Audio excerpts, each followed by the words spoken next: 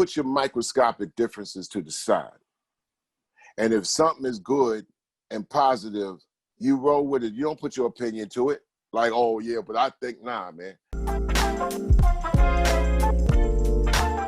Fight the Power was released, I believe, 31 years ago. And you, this year, you did a collaboration, which was, I think, one of the strong highlights of 2020, when you introduced, or a group introduced, the Fight the Power remix at the BET Awards with a bunch of a mixture of old school and new school. Great mixture. If you guys haven't heard the song, like, it's really powerful, featuring many of my favorite MCs, including my boy Black Thought in it. Yeah. And Rapsody, like so many different wonderful artists. It was definitely one of the most talked about moments, I think, of the show, and certainly of this year. What made you decide to reintroduce this to like a new generation of fans, this song? Well, number one, there's no INT. I'm not going to use the Kobe line.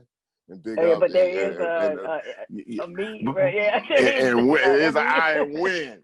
And Right. And that was done. Trust me, I had nothing to do with any of the decisions. It was what you call just a help from your friends and a critical. This is a teachable moment.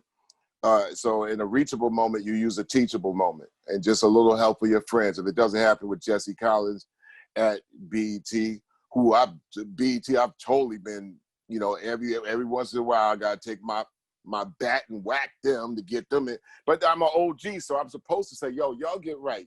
It can't be all leaning on this side now on that side. So, okay, Jesse Collins over at BET calls that I think this idea is good. And then you got the work by Questlove, Black Thought of the Roots, who make history every night, even in quarantine, with the Jimmy Fallon show that people kind of sleep on.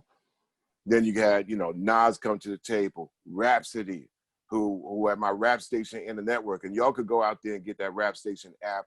That's my independent forays. I'm mainly independent all the time, but I have to get in and concede to what Flavor Flav wants. That's the meaning for the Def Jam regrouping. So Nas, Rapsody, who we played, also she's connected to Ninth Wonder down in North Carolina, and then YG as the young buck up there in there, and also Jahi, who I brought along in Public Enemy with an 18-year career, but I brought him in 2007. He's just a supreme knowledgeable spitter through the mentorship of myself and also KRS-One. So he got the, boom, boom. And he teaches schools in the Bay Area and also curates museums and galleries. So to me, he's the epitome of an MC. So he's on that record as well. And like I said, Cats is bringing it, and why would I turn something like that down? I'm like, okay, because it shows that in this moment, put your microscopic differences to the side. And if something is good and positive, you roll with it. You don't put your opinion to it. Like, oh yeah, but I think, nah, man. And I do feel in this time, people kind of listen too much with their eyes. That is one of the downsides of the super social media, sock bed, internet, www. At the drop of a dime, they listening too much with their eyes. But you got to be part of that. So that was more like a visual presentation that was put together. I would be stupid not to involve myself in something that also came out of me to make a statement in this time, especially at this day right now, Ms. Hill. We got 100 days. I told Cube this morning, you got 60 days to this presidential selection. But you know what? What was that NBA advertising? In the sports world, that 40 days, 40 nights? Yeah. What goes on with that 40 days and 40 nights after that November 3rd? That's what you have to be ready for. And I put out an album with Def Jam on the Flavor Flav Compromise, and we said, listen, the question is, and it's led by our uncle George Clinton, with more Detroit roots for you, since he did most of those Parliament Funkadelic recordings up there, United Sound, up there on 8 Mile. Listen, what you gonna do when the grid goes down? Meaning that this government and administration could come up with any trick at any time for those that are caught sleeping, which means you can't catch much sleep in these next 100 days. Cool, catch your sleep, but wake up, recharge, because at the end of the day, it's going to be you having to answer that question. What's you going to do when the grid goes down? Everything is operated off the grid. Everything is electronic. But when this thing goes down, what's your preparedness? Whether it's Biden or Trump another 4 years. I was very clear at the beginning of the year, not that I'm toting the flag and pumping up Bernie Sanders, but I would say as an alternative point of view. Not that I'm going to say I'm going to vote for him, but you know what? You got to recognize hate when it's out there in a side that hates your ass. And then you got to figure out the side that you on and bypass some of those microscopic differences to figure out how you get past those 100 days. And 100 days, I'm just saying that 100-day period from this point on, watch it. Stay awake, stay sharp. And even if you even got the gorilla in you, and that's the gorilla with a U, you still got to convince your surroundings. If your grandma can't move fast, what you gonna tell her? Nah, baby, I'm staying here. Like, oh, you gonna box her out of her chair. She's gonna be right there. So you got to come up. Look, this time, you need some smart people. And it don't mean that smart people are always gonna get in the trenches and roll up their sleeves either. You gotta have people out there roll up their sleeves. They're gonna be like, you know what? You better give me the right play, coach. And don't be sloppy on your play. If you the Brainiac, because we're gonna be looking at you, Brainiac, if this shit go down wrong, I don't know what to do. So that's the reality.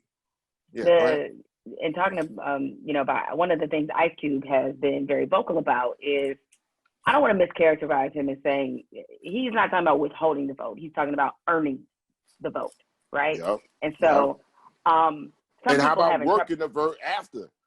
That's another thing. That's what I mean by beach. Yeah. You can't be a beach and just think they're gonna wash up on the shore, or vote for the beauty pageant of the presidency of the United States and think that you're gonna be blessed. Come on with that. Number one, you got to understand, you got seeds, you got kids, right? If you ain't got no kids, you ain't got an elder in your realm, who's running the politics where you live? I'll give you a conversation real quick in regular people speak. You back out of your driveway, hit a pothole, hook up your car, right?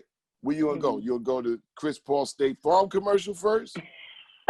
Or you gonna go to the town that need to fix that shit, right? Right. Where you gonna go to first? If you don't understand what local politics is, you're gonna call the insurance company to see if they can fix your problem. Meanwhile, you always you think that pothole gonna be fixed from heaven. I went into church and prayed for it, but my car effed up. I can't get to the little job that I got or the 2 jobs that I got, and insurance ain't covering it. Now I gotta take mass transit, and they tell me I can't get on because my mask don't look clean enough. When you don't know who's running your local realm, it's the beginning of your problem. So everything that Cube is saying is correct. Not only you make people work for the vote, but you gotta make them work after the vote harder. Then your ass gotta work too. Well, that's the part I think we forget, is that there is a level of accountability very much possible after the fact. But what I was going to ask you is, there is concern that because Cube has been so vocal about we need to make them earn it, this and that could have an unintended consequence of people deciding not to vote. Now, I'll give you my 2 seconds on this, or my 20 cents rather. Is the thing is, you imply a consequence, right?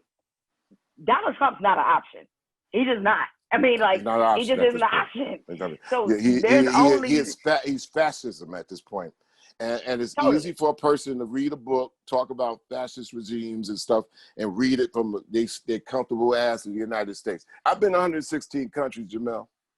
I've been looking at a line of people coming out of Syria to tell me, yo, Chuck, man, me and my family had to pick through rubble for food through dead babies, man.